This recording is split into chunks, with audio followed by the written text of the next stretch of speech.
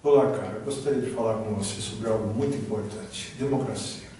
Mas antes de mais nada, eu quero deixar bem claro que eu não pertenço a nenhum partido político e nem tampouco a nenhum grupo de qualquer natureza. Eu sou apenas um cidadão comum, indignado com a política do nosso país. Por isso eu gostaria de falar com você sobre democracia.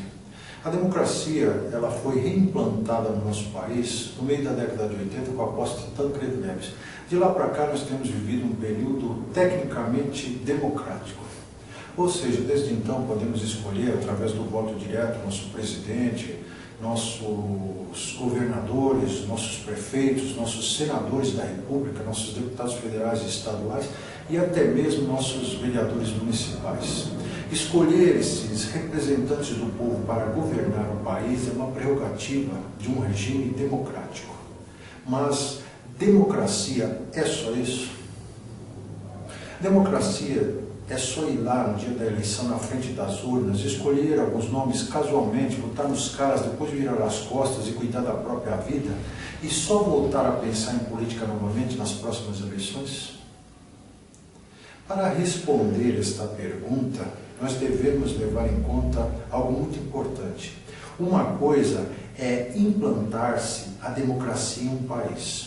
Outra coisa muito diferente é o povo desse país exercer essa democracia como se deve. Então talvez a pergunta mais apropriada deveria ser: o povo aqui no Brasil exerce a democracia como se deve?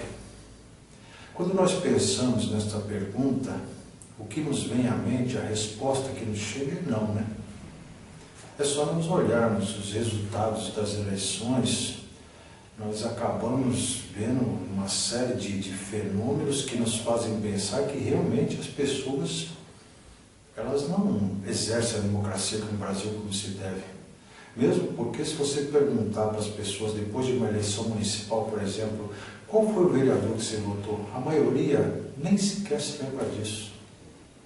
Pode ser que nas cidades pequenas, onde são eleições menores, mais localizadas, pode ser que lá as pessoas, votei nesse, votei naquele. Mas mesmo assim, se você perguntar a essas pessoas, escuta, mas você votou nesse fulano, por quê? A maioria também não sabe dar uma razão clara. Então, na verdade, a resposta a essa pergunta é realmente não.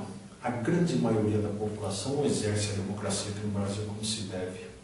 E qual é a consequência dessa displicência democrática? A consequência dessa displicência democrática nós podemos traduzir em duas simples palavras: corrupção e incompetência. Ou, para ser mais específico, corrupção e incompetência dos nossos administradores públicos, não é mesmo? Bem, a corrupção aqui no Brasil ela é facilmente perceptível, mesmo porque a imprensa divulga quase diariamente novos escândalos de corrupção dos nossos políticos. É muito fácil você perceber a corrupção hoje no Brasil, porque a imprensa até faz um bom papel divulgando os bastidores da política, mostrando o que realmente está acontecendo. E ao chegar nesse ponto, eu acho importante nós fazermos um parênteses aqui, para falar de algo muito sério, que já que o tema central é democracia, então não podemos deixar de enfatizar a imprensa livre. Não existe uma democracia real em um país sem haver uma imprensa livre nesse país. Não é possível, vocês estão entendendo? E para ilustrar isso, nós podemos olhar até alguns dos nossos vizinhos aqui da América do Sul.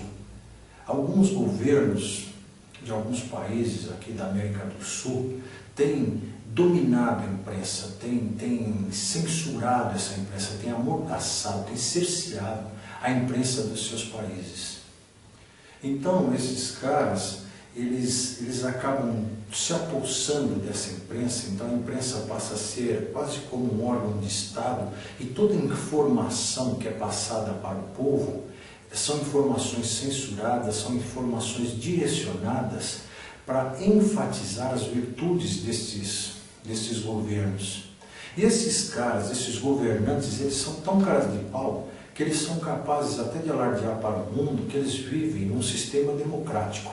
E para argumentar, para conseguir convencer-nos disso, Na época das eleições, eles são capazes até de chamar observadores internacionais para observarem a eleição, para constatarem que não há fraude nas urnas. Só que a fraude, neste caso, ela não é cometida nas urnas. A fraude, nesse caso, ela foi cometida lá atrás, quando esses caras se apossaram da imprensa e passaram a divulgar só as informações, só as notícias que interessavam a eles. Então eles fazem duas coisas: eles passam a enfatizar o seu próprio governo, as qualidades desse governo, e até fabricarem notícias para dizer como esse governo ele é eficiente e ele faz tudo o que pode pelo povo, e ao mesmo tempo denegrir a concorrência, denegrir a oposição. Então, quando acontece a eleição, esse povo já está cheio dessas informações fabricadas na cabeça, e quando eles vão às urnas, é natural que eles votem nesses caras. E aí acaba acontecendo um outro fenômeno logo em seguida a esse: a perpetuação do governo desses fulanos que se dizem democráticos.